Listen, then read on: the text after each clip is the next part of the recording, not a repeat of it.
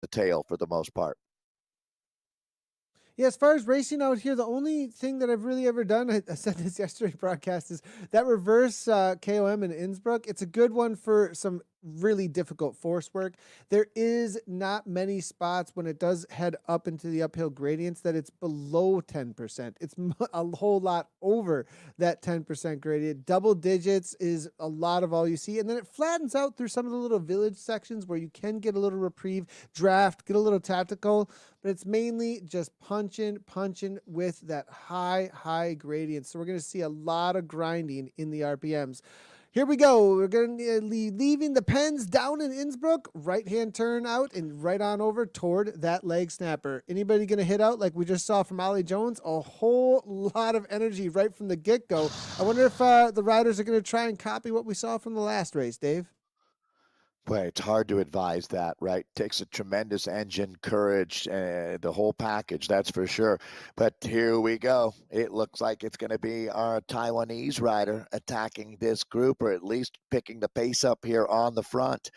As I was mentioning, Paul Odlin, another New Zealander to watch, but it looks like this is going to be pretty frenetic here right out of the pens, Nathan. Yeah, and it looks like Sam Hill, I think, is going to be giving it a go again right from the get-go. Harris looking to follow at 6.3 watts per kilogram, and they have learned from that last race that if you do let a little bit of leash with a smaller pack like this, everybody might just sit up and watch rather than make the chase. And I have a feeling we're going to see a lot more responsiveness from this pack from what we saw in that last race, because the lesson has been learned. I would agree. You feel like loud and clear is what they're saying. Is everybody on the front, on the tip of their toes? Sam Hill goes forward and backwards, and now forward again. As we take a look at Hill going ballistic at this point, some big numbers being put up as they're going to have to respond. There's no doubt. The term given leash, they're just not doing that, nor should they here. Very, very different scenario on the flat run up to what begins one of the most severe, devastating climbs that we see in the world of Zwift. Yeah, Sam, it looks like looking to try and get some sort of a gap before they do hit that uphill grind that is the Innsbruck Continental Hill Climb, the reverse KOM.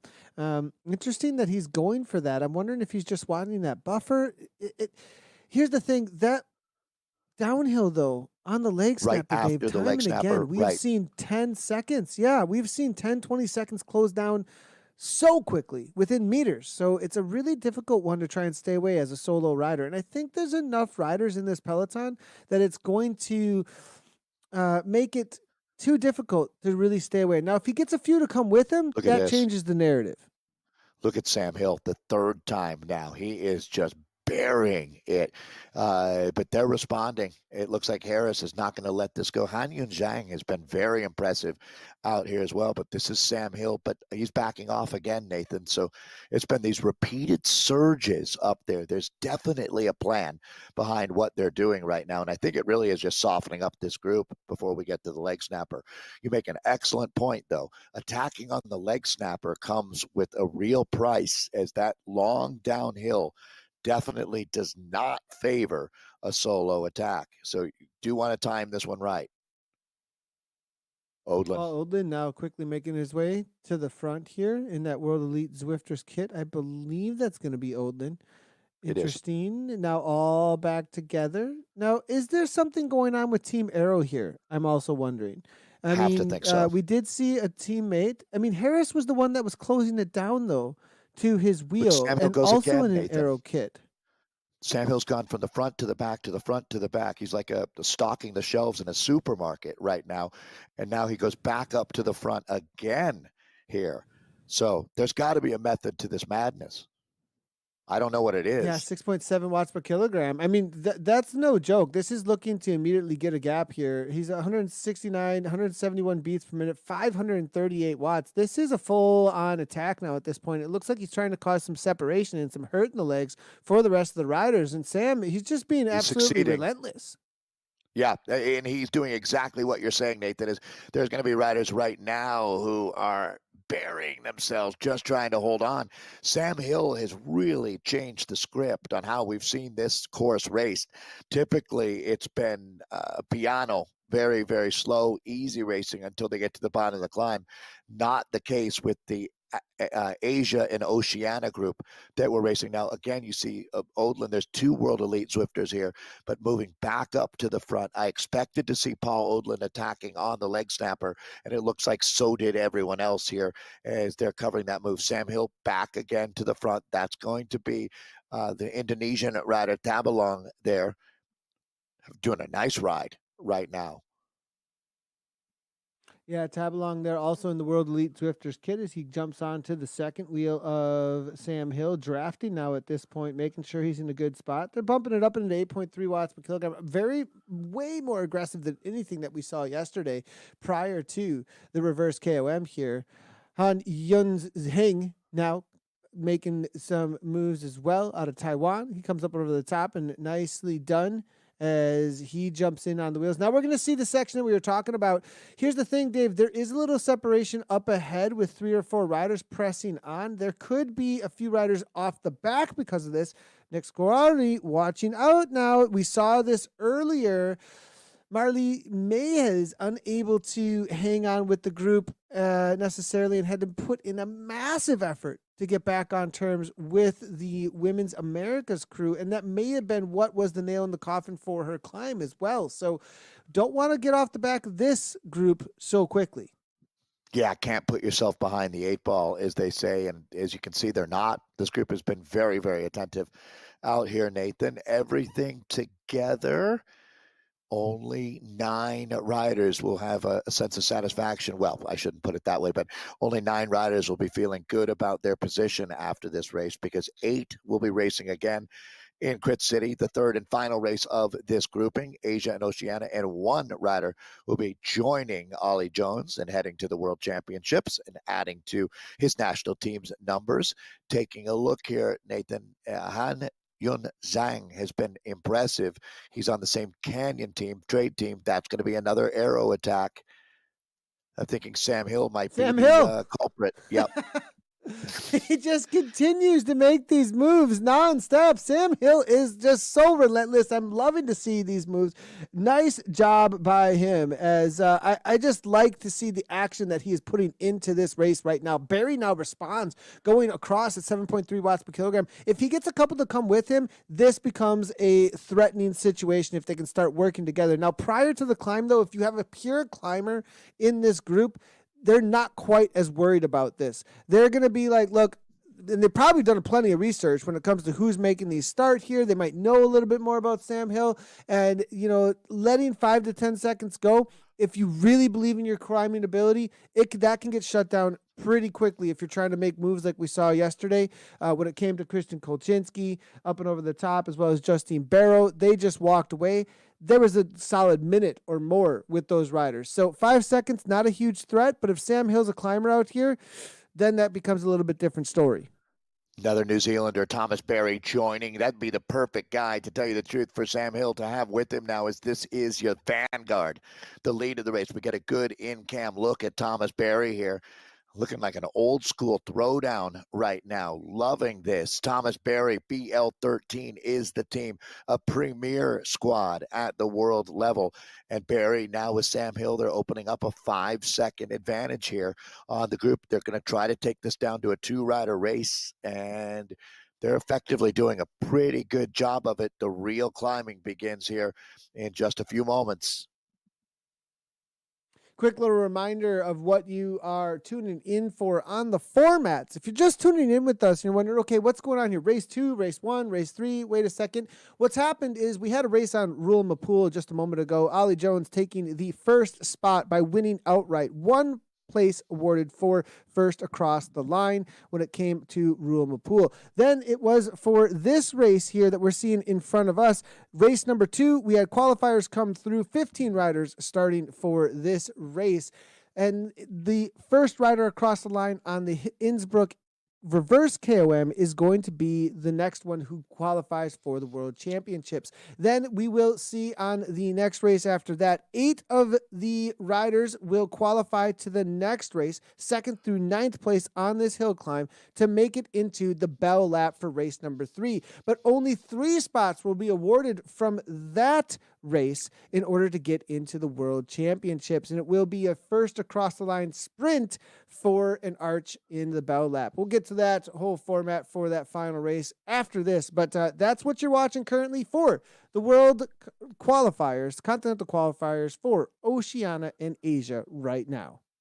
That was Paul Odland that we saw, Nathan, moving up through the group to get positioning. Tabalog, the Indonesian rider, is attacking out of this group, remembering that we've got two riders up the road right now. The irrepressible Sam Hill, he's been so active today. Certainly, if we had a most aggressive rider award, which we do not, that will be given to the man who's heading to the World Championships, and it might be Thomas Berry here as the New Zealander turning the screws like a Black and Decker right now as Thomas Berry goes solo here. So he's gone up and over the top and has already opened up a second advantage on the Australian Sam Hill. It's going to be Harris, another Australian right behind him. We've talked about Tabalog, but that's Sasayuchi, the Japanese rider, sitting up in the top 5 as well, 4th position on course inside of, let's call it 4.5 seconds back. Now, when it comes to pure climbing, Dave, we're about to see a launch from behind here. Now, what does Thomas Berry have left? Are we going to see, because all I saw so far was in the 5 watts per kilogram, but if you're going to try and win out here today on this climb, you need what we're seeing now from him, which is bumping over into that 6 watts per kilogram for kicks and maybe even to 7 at times. But now here comes the Canyon Esports rider out of Taiwan. It is going to be Han Yun Zhang making his move up into that 6+ watts per kilogram to try and shut things down. Steady 184 beats per minute. Where is Mark O'Brien? That's my other question. This rider can climb like no other. He's making his way forward as well. The heart rate has been staying really low for Mark O'Brien, I believe. He's licking his chops, waiting for the moves, but everybody's still pretty much together here at this point. There's a little bit like a 1 second gap, but that group behind, it's not completely sprinted, and it could still work through some of the flatter sections. Yeah. This 10% gradient, though, it's going to tell us a lot in just a moment. Tabalong now in the attack. Yeah, Nathan, I want to wait another minute before we really take a temperature out here because there's a lot in flux, a lot in play now as there's a tremendous talent sitting back in this group, and it's starting to come down. So, all right, Thomas Berry, you made a great point there. He needs to hold over 6 watts per kilo to make this a realistic bid here. And right now, it looks like they're going to shut it down. We're going to hit the reset button. So Thomas Berry coming back to the group at 5K to go. Yeah, and I'm looking at some of these pure climbers out here today, and there is a sole Japanese rider out here. We didn't see him very active in the last race. I think he just rolled on through very quietly, and he's really done his homework, I have a feeling. This is a rider that can push almost 6 watts per kilogram. Yeah, I'm looking at some of the results from this rider from in real life as well, and this is a no joke rider. I have a feeling that we have riders start to come out of the woodwork when you start talking about world championships here. And I really think that watch out for Hidenori here. I have a feeling that he is just licking his chops and waiting for his moment to pounce because he's got a really solid 20-minute effort that he could work with here. Partridge Masters, though, and how it's pushing. This is the moments, Dave. This is what I was talking about. 5.5, nah. That's not what we're talking about anyway. That's a steady TT effort. We're talking about these kicks into 8s here, and now everybody's having to respond. Yesterday, Nathan, you cracked me up calling a rider a feather on wheels. Well, that power profile sounds like a Japanese feather on wheels, no doubt about it, which is exactly what you're looking for on a climb like this. So Partridge, Madison here. It's going to be Harris coming up and joining. So a few of the Australians on the Aero team are there. But Nathan, relatively calm right now. Fireworks still to come out of this group. What's interesting, Dave, I think it looks calm, but it's the parity, I think. I think it's the reality that a lot of these riders are so evenly matched because they just threw down 8 watts per kilogram. Yeah. They all just threw down 7, 8 watts per kilogram for a solid 15 seconds. That was a move for sure. Now Berry going over the top at 7 watts per kilogram. O'Brien responding. They're really hitting these sections where they need to at that 14% or plus, where they really need to put these efforts down. Then they're looking around and seeing who's made it. Make the effort, look around, see who's made it. And this is the first time we've seen this kind of parity so far on this weekend. It's steep enough here that thank goodness there aren't cars on Watopia, but if there were and you tried to park here, your car would just start sliding down the mountain. It's that steep. as we see Squillari holding on to the back of the group right now, bearing down out here. Nathan, you make an excellent point that even though it looks like these guys are riding along comfortably in a group, they're bearing themselves. I mean, everybody is hanging right around 6 watts per kilo here, staying in this group. I mean, this is like climbing in the first group in a Grand Tour right now. Really, really tough. But it shows you how hard it's going to be to make damage done in this group as well, as there are a lot of guys keeping their head above water. Only 8 of these riders now, or excuse me, 8 plus 1 with the one rider advancing out of this group. There is no one up the road right now. So not everybody survives out here to advance into the next race or Worlds. Yeah, we're watching Squillari versus Bosted for that spot right now in front of our eyes, actually. And that is going to be the 2nd through 9th right in front of us, actually. Squillari, Bosted. That's right now the bubble. And Bosted going backwards as Squillari goes over the top and gains 2 seconds. Now, Tabalong, we saw him attack early on there on the slopes at 8 watts per kilogram and goes immediately backwards then from going way over effort, it looks like. And he's out of the picture. Mark O'Brien waiting for this moment, it seemed like, and now he turns the screws. Partridge looks to make the move with him. Partridge Madsen locked onto his wheel. Harris is there as well, and there is Sasauchi there. Sasauchi. Yeah, and Nathan, he's right there, and he's just following the wheels, Dave. This is amazing. Boy, I tell you what, it's hard not to root for the Japanese rider right now. Talk about an underdog story here going up against all of these Australians, and that entire group around him is the Australian, basically Aero, the Australian Esports Racing Organization is what that an acronym stands for, Aero. And they've got the lion's share of riders in this group. So Sasauchi there, you can see the rising sun, that beautiful Japanese flag tucked right amongst the 4 Australians. And then you've got Thomas Berry, the New Zealander, back in 6th as it stands right now. Climbing remains very steep here at 13-14%. These are some of the steepest roads on Zwift. This is the first time for the weekend, Dave, that we are not going to see a walk-away ride at this point. At this point, every single race was already decided over the top of this climb for the weekend amongst the women. Now we've got a group up ahead of 5 riders. Kyle Marwood, Mark O'Brien, Hidenori Sasauchi, Josh Harris, and Torben Partridge Madsen all have a chance at a ticket into Worlds right now. Right now in front of us, though, Mark Bosted versus Nick Squillari is the bubble for your ticket is gone. No more chances, and this is the battle to get through to the next race. And Bosted just up the road right now. Nathan, I want to go back to the other end of the race here, the front end, and talk about the fact that this is dangerous now. If you're in that group of 5, and this is the group that we're talking about, you go too deep trying to win the spot here, you might not recover in time to pick up one of the 3 spots in Crit City. Yes, you'll qualify, no doubt about that, but did you possibly put yourself in trouble? And this is going to be, if you're a really good sprinter, Nathan, would you want to save that for later and be sure of winning? Well, you can't be sure of anything out here, can you? A lot at play right now in these riders' minds. I love this format. Look at this, 16% right now. Ouch. I have a feeling for Nick Squillari that's exactly what he's thinking right now, because I believe Nick does have a pretty good kick on himself to try and take down those spots in Crit City, but he's right on that bubble between him and Mark Bosted. So if he can close that down, but it's really starting to go out to 10, 15 seconds at this point. Now up at the head here, Hidenori here, turning the screws a little bit. Love to see this, but you made a great point, Dave. I have a feeling, though, that Hidenori Sasauchi, I think he has to do this. I don't know. He does have a really good kick on him as well, and it is an uphill sprint, so I wouldn't count him out if he does not win right here for the outright spot. But he's making it happen. 6 watts per kilogram, and he's getting the gap now. And Dave, the smarter maybe not the smarter riders, but the riders who recognized where things were at on this climb, Trent Stevenson, Thomas Berry, especially Thomas Berry, who's got a really good kick on him out of New Zealand, they're in a great spot because they're safe to get through as long as they keep it steady in that 6th, 7th, and 8th spot. Let these boys have at it between each other. Waste that energy up front, waste in quotes there, because if they don't make it and Hidenori or a few others just walk away, they've burned a lot of matches that Barry can take advantage of later. This is Josh Harris, the Australian, just in the slipstream of Hidenori Sasayuchi. These two, look at how this is separating now here.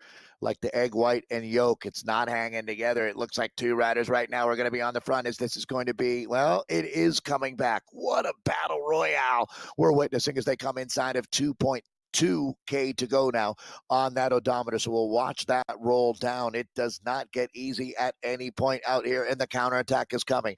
A counterattack from Partridge Madsen there. So Torben Partridge Madsen, TPM in full effect right now.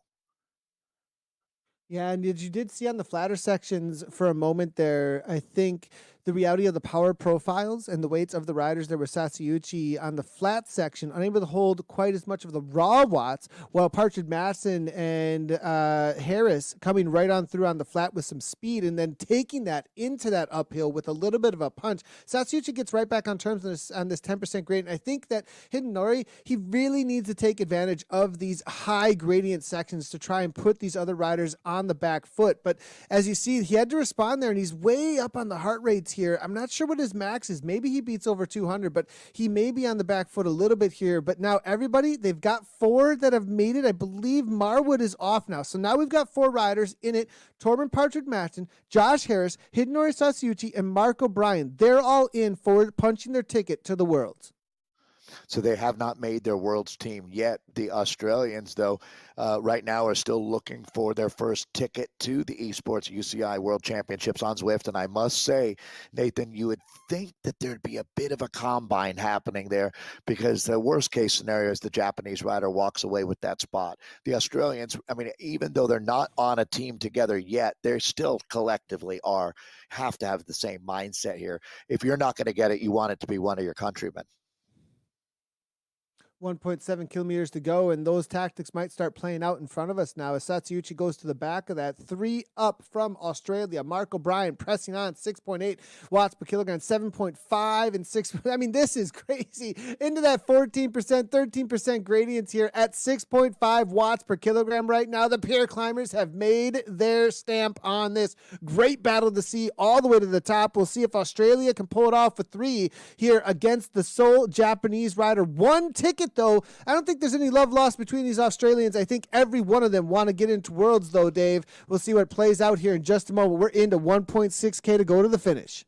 Not only they race for the same nation, they're on the same trade team as well. When you talk about Aero, I just love the spirit that we're seeing from Hidenori out here, the Japanese rider. He's the rider in black.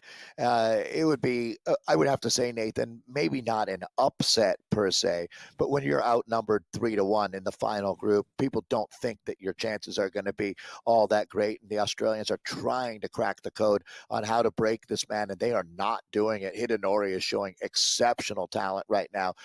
And absolutely, this is what bike racing is all about. Never give up, Hidenori. But the Australians now throwing body blow after body blow at him, Nathan. Can the Japanese rider respond as the Australians are absolutely relentless? Mark O'Brien kicks up an 8 watts per kilogram just a moment ago. The response was there into 7 as it hit 10% gradients. Now Hidenori gets right back on the wheel. Dave, are we going to see a sprint finish on this uphill grind after these kind of gradients? I mean, this is unreal. They really are in the hurt locker, though, right now, Dave, and we're watching perfect bike racing out on Zwift when it comes to a climbing savvy. But Mark O'Brien goes again, Dave. He is the aggressor at this point in this group. They are only responding to his moves. It is harder, though, to get a T-bone out of a pit bull's mouth than it is to get rid of Hidenori, although maybe they finally have cracked the code here, Nathan. They've been throwing a lot at him now. These Australians are rolling away. The gap is starting to open up, and it's opening up quickly now. Well, not quite a second right now. So, and he's coming back. The Japanese rider is coming back. What a fighter this man is. Partridge Madsen was in a little bit of trouble there for just a moment. Harris now goes across to Sasayuchi. They might be putting themselves on the back foot for moments there, as it looked like Hidenori had a little bit of extra as he moved his way to the front. Yeah. I mean, right now, this Hidenori Sasayuchi is riding with a man with who's 10 men inside of that body. This is an incredible performance here. They are trying to work him over, and he's Tai Chiing them. They're hurting themselves while they're trying to hurt him. This is really impressive racing here. Now he goes to the front, It's going to really 740. be about Zwiftcraft perhaps here at this point, Dave. Is it going to be about drafting? Is it going to be about how they sprint to the line, or is he just going to break them? Because there is one final kick. Who is going to have the final kick to the line? Someone's going to go all in just a moment. Sasayuchi's ramping it up. 6.5 watts per kilogram. It's 600 meters here to go. Well, and now the challenge comes from O'Brien. This is going to be O'Brien trying to get up onto that wheel and get in the draft, and he's done it just in the nick of time. This is going to be a two-rider gallop. It's hard to believe that we've gotten to this point as they come up on 400 meters to go. And there it is, the burrito. So there's no draft coming off of. This is going to be TPM. Oh, boy, Partridge Madsen, Nathan, times it perfectly. Is it enough? 12 watts per kilogram, but here comes Harris. Harris with the drafting power up. Sasayuchi has 12 watts per kilogram. He's been chiming it to right to this moment, though, but now Partridge Madsen is fading. Can Sasayuchi come over the top? It's Josh Harris now off to the front, though. Can Sasayuchi go any far? But Josh Harris is all in. Josh Harris is going to take this down. 12 watt per kilogram kick all the way to the line. Sasayuchi for second. So many matches burned and unable to do it. It's going to be Australia and Team Aero for the one spot. Hidenori unable to hold on. Oh, boy, Nathan, it looks like Squillari is going to end up outside as Han Yun Zhang looks like he might have that last spot that will transfer you to Crit City and the Bell Lap. Watching that closely now. But yeah, it looks like that ship has sailed as Han Yun Zhang, I believe, will be picking up the final spot. We'll have to let that play out, let the game play. Congratulations, Josh. Josh Harris, the Australian. Aussie. Oi, oi, oi, Nathan, he did it. He sat in and waited for that moment. He really, I mean, I don't know about sat in, but I didn't see him take too many pulls at the front later on. He was waiting for the moment to kick. Smart. Yeah, extremely. Now, here's the riders that are licking their chops a little bit going, you know, they're glad at this point that they didn't go with Sasayuchi, Partridge Madsen, Mark O'Brien, because they were able to save at least something in the tank to make those kicks over on the Bell Lap now, because there's going to be a few spots left over in Crit City in just a moment. This is the final rider that I have on paper here advancing to Crit City. And Nathan, that was an excellent point. The last 3 or 4 riders should have a little bit more in the tank. You're looking for a tiger in that tank as we head on over. So the riders will get a bit of a break right now. All right, Nathan, that was different. Certainly played out in a fun way to watch. And I'd have to say that not having Ollie Jones there made it a much more exciting race. That's kind of weird to say, and it sounds like I'm being mean to Ollie, doesn't it? But Ollie should... Okay, but we look at the power profiles of those riders, and you look at the power profile of Ollie Jones. Ollie Jones has 450 watts to give on a flat for quite a long time. Now, 450 watts on a climb from Ollie Jones might not match Hidenori. It might not match Josh Harris. It's a very different type of a rider, right? I mean, Ollie Jones is your pure ruler. He goes over the top of Reverse Titans Grove and just walks away everybody as it rolls away from him with massive amounts of speed and just raw watts. On a climb like this, I think Ollie Jones was defending himself a little bit as well to know that, look, I don't want to risk it. I need to just get away on this more rolly course rather than try and take on these pure climbers. Yeah, Roule Mapoule in France is, of course, you're exactly right, Nathan, tailor-made for what Ollie Jones' skill set is. And yeah, as we saw, there's horses for courses, as we say, and different riders were excelling out there.